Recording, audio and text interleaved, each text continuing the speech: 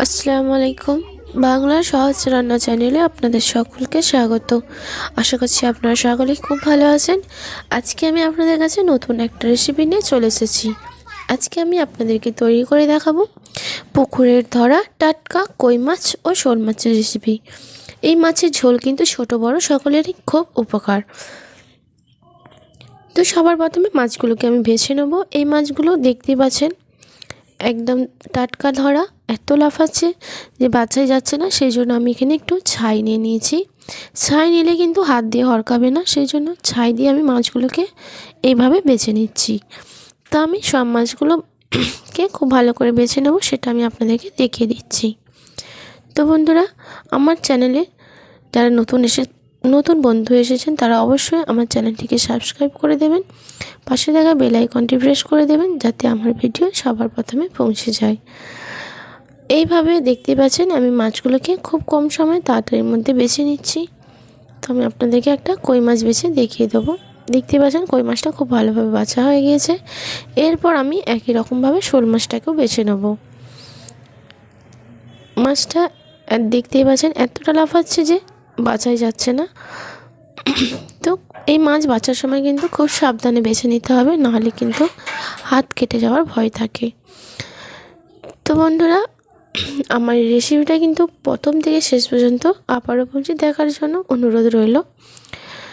তো খুব ভালোভাবে মাছগুলো বাছা হয়ে গেলে আমি খুব ভালোভাবে পরিষ্কার করে ধুয়ে নিতে হবে, কারণ ছাই দিয়ে আমি মাছটাকে বেছে নিচ্ছি। আর এই মাছটা বাছার সময় এই মাছের সামনে যে সাদা চামড়াটা থাকে, এই চামড়াটা কিন্তু অনেকটা শক্ত হয়, সেই জন্য খেতে ভালো লাগে না। সেই জন্য এইভাবে চামড়াটাকে হাত দিয়ে তুলে নিতে হবে। তো দেখতে পাচ্ছেন আমি চামড়াটাকে এইভাবে হাত দিয়ে তুলে নিলাম। এরপর সামনের দিকটা থেকে মাছের পেটটা কেটে আমি ভেতরে থাকা মাছের পটাগুলোকে বার করে নেব। তো এই একই রকমভাবে কই মাছ আর শোল মাছগুলোকে আমি বেছে নেব। দেখতে পাচ্ছেন খুব সহজভাবে আমি আপনাদেরকে বেছে দেখিয়ে দিলাম। তো সব মাছগুলো বাছা হয়ে গেল। এরপর আমি খুব ভালো করে একটা সানে ঘষে পরিষ্কার করে ধুয়ে নিয়েছি। এরপর মাছটা ভাজার জন্য এখানে দিয়ে দিলাম স্বাদ মতো লবণ, হাফ চামচ পরিমাণ হলুদ গুঁড়ো, অল্প একটু লঙ্কার গুঁড়ো। লবণ, হলুদ গুঁড়ো আর লঙ্কা গুঁড়ো দিয়ে মাছটাকে খুব ভালো করে মাখিয়ে নেব। তো দেখতে পাচ্ছেন মশলাগুলোকে খুব ভালোভাবে মাছের সাথে মাখিয়ে নিলাম। এরপর চুলা জ্বালিয়ে কড়ার মধ্যে নিয়ে নিলাম পরিমাণ মতো সরষের তেল। তেলটা গরম হয়ে গেলে এক এক করে মাছগুলোকে আমি গরম তেলের মধ্যে দিয়ে দেবো। আর অবশ্যই কিন্তু মাছটাকে আমি অল্প অল্প করে ভেজে নেব, বেশি দেবো না, দিলে কিন্তু ভালোভাবে লাল করে ভাজা হবে না। তো অল্প কিছুটা মাছ আমি গরম তেলের মধ্যে দিয়ে দিলাম, দিয়ে উল্টে পাল্টে খুব ভালো করে ভেজে নেব। তো কিছুক্ষণ পরেই কিন্তু মাছগুলোকে উল্টে নিতে হবে। তো দেখতেই পাচ্ছেন মাছগুলো কিন্তু একদম বেঁকে যাচ্ছে, সেই জন্য কিছুক্ষণ পরে মাছগুলোকে উল্টে নিতে হবে। তো আবারও আমি এক পিঠটা একটু লাল করে ভেজে নেব। এক পিঠটা লাল করে ভাজার পরে আমি আবারও উল্টে নেব। তো একই রকমভাবে উল্টে পাল্টে মাছগুলোকে আমি একটু লাল লাল করে ভেজে নেব। তো দেখতেই পাচ্ছেন কতটা সুন্দর লাল লাল করে ভাজা হয়েছে। এরপর আমি একটা প্লেটের মধ্যে উঠিয়ে নেব মাছগুলোকে।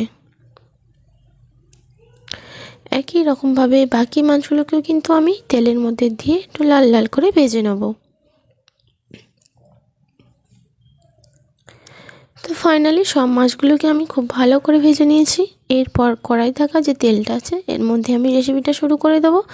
তার জন্য দিয়ে দিলাম তেলের মধ্যে পেঁয়াজ কুচি। পেঁয়াজটাকে একটু লাল করে ভেজে নেব। পেঁয়াজটাকে কিছুক্ষণ নাড়াচাড়া করে একটু লাল করে ভেজে নিলাম। এরপর এর মধ্যে দিয়ে দেবো একটা বড় সাইজের টমেটো কুচি। টমেটোটাকে আমি ছোট ছোট করে কুচি করে নিয়েছি। এরপর দিয়ে দেবো স্বাদ মতো লবণ। লবণটা দিলে কিন্তু টমেটোটা খুব তাড়াতাড়ি নরম হয়ে একদম গলে যাবে। তো খুব ভালোভাবে পেঁয়াজের সাথে টমেটোটাকে কষিয়ে একদম নরম করে নিয়েছি, দেখতে পাচ্ছেন। এরপর এর মধ্যে দিয়ে দেবো কাঁচা লঙ্কা, 2 টুকরো আদা আর কাঁচা জিরের পেস্ট। তো এখানে আমি কাঁচা লঙ্কা, আদা, জিরের পেস্টটা দিয়ে দিলাম। দিয়ে একটু প্রায় 1 মিনিট মতো নাড়াচাড়া করে নেব, খুব ভালো করে একটু কষিয়ে নেব। তো তো 1 মিনিট কষানোর পরে যে কৌটোটায় আমি পেস্ট করেছিলাম সেটা ধুয়েই অল্প পরিমাণে একটু জল অ্যাড করে নিলাম। জলটা দেওয়ার পরে আমি এর মধ্যে কিছু মশলা দিয়ে দেবো। দিয়ে দিলাম 1/2 চামচ হলুদ গুঁড়ো, 1/2 চামচ কাশ্মীরি লঙ্কার গুঁড়ো, আর দিয়ে দেবো অল্প একটু ধনে গুঁড়ো।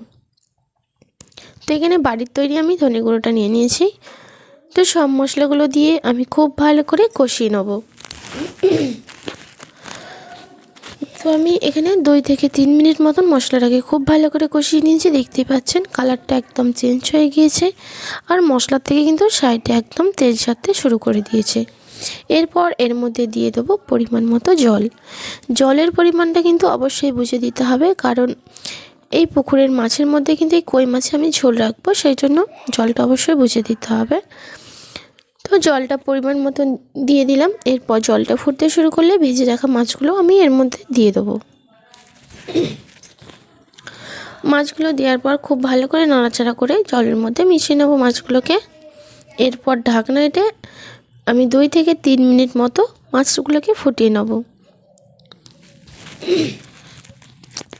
3 মিনিট পর ফিরে আসলাম। দেখতেই পাচ্ছেন কতটা সুন্দর হয়েছে। তো সবশেষের মধ্যে দিয়ে দিলাম অল্প একটু ধনেপাতা কুচি। আমার এই রেসিপিটা কিন্তু একদম খুব ভালোভাবে তৈরি করা হয়ে গিয়েছে। আমি আপনাদেরকে কম সময়ে খুব ভালোভাবেই রেসিপিটা তৈরি করে দেখালাম। আপনাদের কেমন লেগেছে অবশ্যই কমেন্ট করবেন। আমার ভিডিওটি ভালো লেগে থাকলে লাইক করবেন, বন্ধুদের সাথে বেশি বেশি করে শেয়ার করে দেবেন। আর আমার চ্যানেলে নতুন বন্ধু হয়ে থাকলে অবশ্যই আমার চ্যানেলটি সাবস্ক্রাইব করে দেবেন। সাবস্ক্রাইব করে আমার পাশে থাকবেন।